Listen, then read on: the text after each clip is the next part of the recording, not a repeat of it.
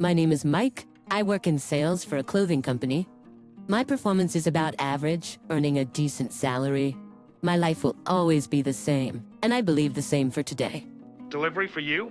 That day, I was delivering items like bandages and disinfectants to a small orthopedic clinic. The receptionist was supposed to come and get them, so I just left the big cardboard box at the front desk and planned to head out. Ouch. I accidentally let the box slip from my grasp. Dropping it right on my left toe, the pain was immediate. Though the box was heavy, luckily nothing fragile was inside. I first checked the products for damage, but then, I tried to stand, but couldn't. The pain was too intense. Are you okay? Just for my pride, I replied, "I'm fine," in which I honestly wasn't. Removing my sock, my toe was already red, and I figured it'll bruise horribly over time. I thought of icing it, but could barely move without limping. Need help? The receptionist had alerted a doctor. The clinic was nearly empty as the consultation hours were almost over. This might be fractured. Let's get an x-ray. Fill out this form and hand over your health insurance card. Her efficiency was assuring. The pain and the possibility of a fracture scared me, so complied. Turns out it wasn't broken, but had a minor crack. The moment's inattention can lead to lasting pain, as they say. She prescribed painkillers and a few follow-up visits. I was pretty bummed, but this is how I met my wife, Arya. The circumstances of our meeting were embarrassing for me, but Arya is truly a wonderful person.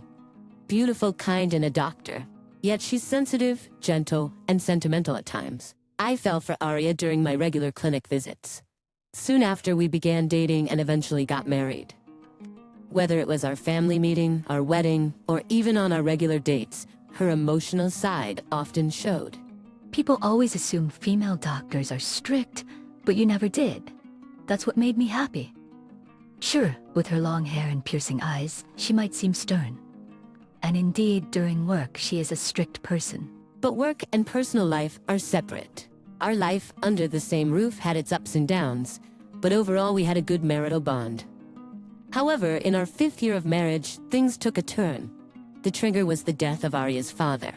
He was already an elderly, and Arya had somewhat braced herself for this. After getting the call, Arya and I headed to her parents' house. Arya's family home is so far away that we have to take a plane. While on the plane, I reminisced about my father-in-law. Arya's dad came from a long line of doctors, and I remembered that he had his own privately run hospital. I'm not very familiar with all these things. Well, this is because Arya doesn't like talking about her father. But I know he was a very strict man. When we got married, I was suggested, or rather ordered by my company, to see if we could make a business deal with him. When I approached my father-in-law about it, he got pretty mad at me. Private practices like ours value networking. Just because you're married to my daughter doesn't mean you can barge in on that. Thankfully, Arya explained to him that I was forced into it by my company, which cleared up the misunderstanding. She said he's old-fashioned, and that's why he values relationships. That's probably why he was able to run his clinic for so many years. But all things must come to an end. When we arrived at Arya's family home, we prepared for the funeral. The funeral progressed without any issues, and soon we were left to head back. But then I was suddenly called out by Arya. What's the matter all of a sudden? Well, they just unsealed my father's last will and testament. Arya explained, looking down. It seems her father had considerable assets and named Arya as the sole beneficiary. It's not surprising given Arya's an only child. However, the problem was that the inheritance included her father's clinic. Before, my father told me I couldn't inherit his clinic because he thought I wasn't ready or capable enough. And that was why it was hard for me to talk about my family. The reason Arya works at another hospital and didn't take over her family's practice was not just because she couldn't, but she wanted to earn her father's approval. Tears streamed down Arya's face. I thought no matter what I did, he'd never recognize me. But in his will, he left the clinic to me. He said, "It's up to you now. I want to look after the clinic." Those words weighed heavy on my heart. I knew she wanted her father's approval, but commuting from our current home to Arya's family house was impossible. If Arya took over the clinic, we'd have to move and I'd have to quit my job. We'd have to move, and I'd have to quit my job. I understand how you feel, Arya, but I can't give you an answer right now. I have my job and built my own networks back there. It won't be easy just to say I quit and expect everything to be fine. Moving to a place where I don't know anyone, finding a new job, and living with my mother-in-law, who's now all alone, made it hard for me to respond immediately. After all, my mother-in-law is also at the point in her life that will soon require some care. It was a lot to consider, and honestly, I hoped Arya wouldn't take over the clinic.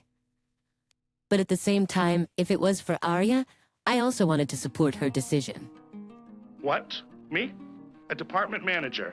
The next day, as I was heading to work as usual, I was stopped by my boss.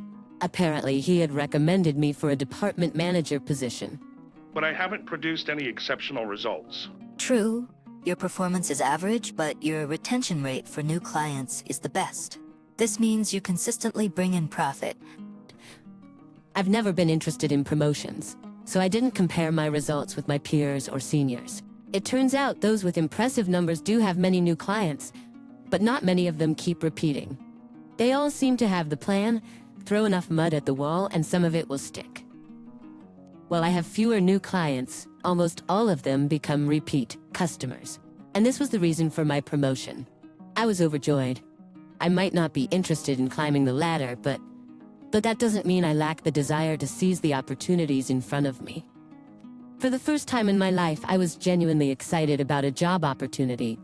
I bet that's how Arya felt too. I couldn't let my selfishness ruin Arya's career. So during my break, I called Arya and discussed the promotion. Sorry, honestly, I can't move there. I talked to the boss, and there's no branch there. If I transfer, the promotion might be off the table. If that's the case, it can't be helped.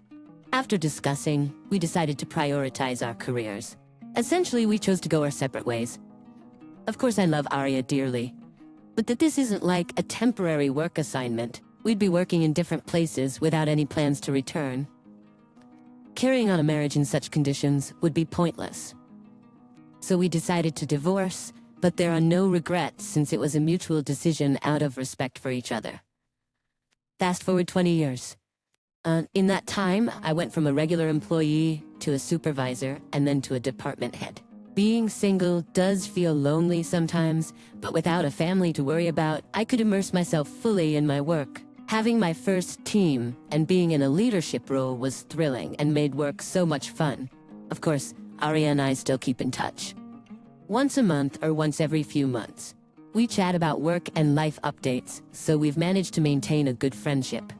I thought it would always be like this. But until breaking news, there was a significant earthquake just a moment ago. While having lunch at a burger shop, my eyes were glued to the TV setup in the place. Apparently, there had been a massive earthquake, equivalent to magnitude 7. The news quickly reported on the areas that felt the most shock, and Arya's town, where her hospital was located, was one of the hardest hit. Arya? I tried calling her immediately, but didn't get an answer. No matter how many times I dialed, there was no answer. Although I did go back to work temporarily, I was too distracted to do anything. Sneaking a peek online, I found some helicopter footages of the affected areas. Arya's region was severely damaged. I rushed to inform my workplace and managed to get a week off. Thankfully, I had a great team who understood and supported my decision. I headed straight for Arya's place. It took a while, but I finally made it to her hospital. But No, this can't be... Arya's hospital was completely destroyed. The building that once stood there was gone. Overwhelmed, I fell to my knees, tears streaming down my face. Memories of Arya flooded back, and I couldn't help but scream out in despair. If I kept Arya by my side, would things have been different? If we had moved here together, could I have protected her? Endless what-ifs consumed me, but no matter how much I cried, Arya was gone. Mike? Suddenly, a familiar voice echoed and I turned around. Arya was looking at me, looking absolutely worn out. It's not a mistake. Arya is definitely there. I was so overwhelmed with joy that I stood up. Arya. Oh, thank goodness. I ran towards her. Although Arya looked ragged, she didn't seem to have any major injuries. Why are you here? I flew over here out of worry. Saw the news about this area on TV. But when I arrived, the hospital was Saying that, Arya began explaining, looking sad. On the day of the earthquake, Ari had been visiting her mother's and father's graves. Her mother had passed away the previous year, and it wasn't even the anniversary of her death. But Ari continued, you might find it strange, but I just felt the need to see my parents' faces.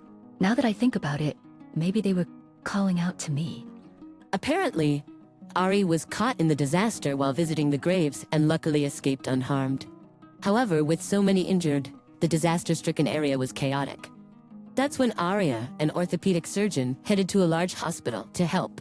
It's not settled yet, but volunteers have been coming to help.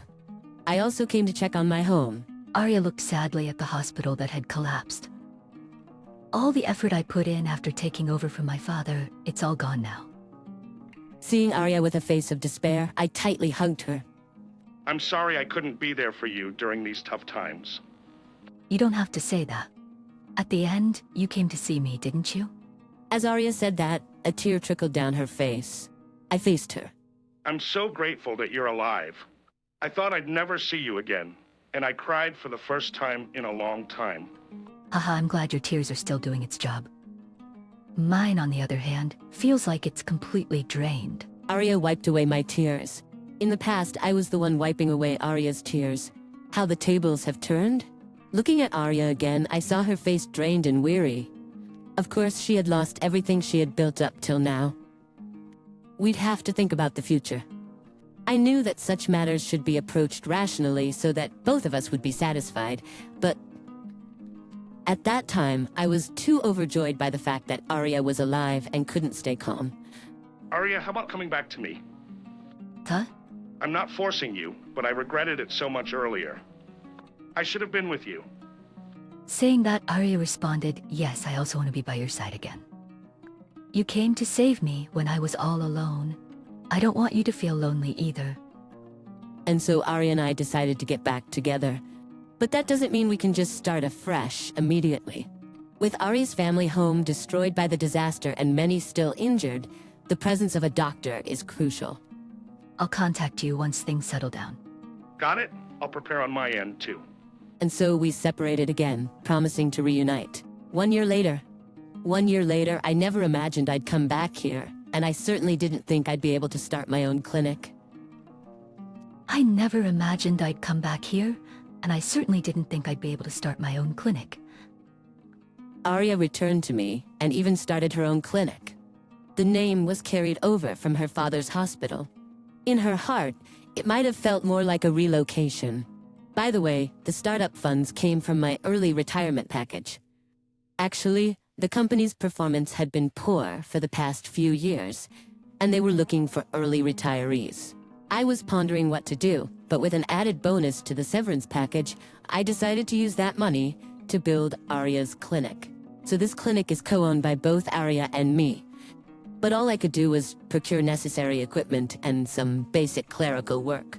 Also, using the connections I had from my job, I managed to recruit some clerks and nurses.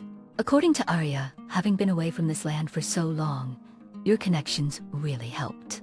There aren't many orthopedic clinics around here, and it quickly became popular among the elderly. It's thanks to you that I could start over. Truly, thank you. Thank you for being by my side. You never know what life will throw at you. But even if I'm told my life ends tomorrow, I want to be next to the one I love. I don't want to have regrets like before. Even though we are just an old couple, you can always restart your life anytime. I want to keep walking along with Arya, so that when we look back, we can say it was a good life.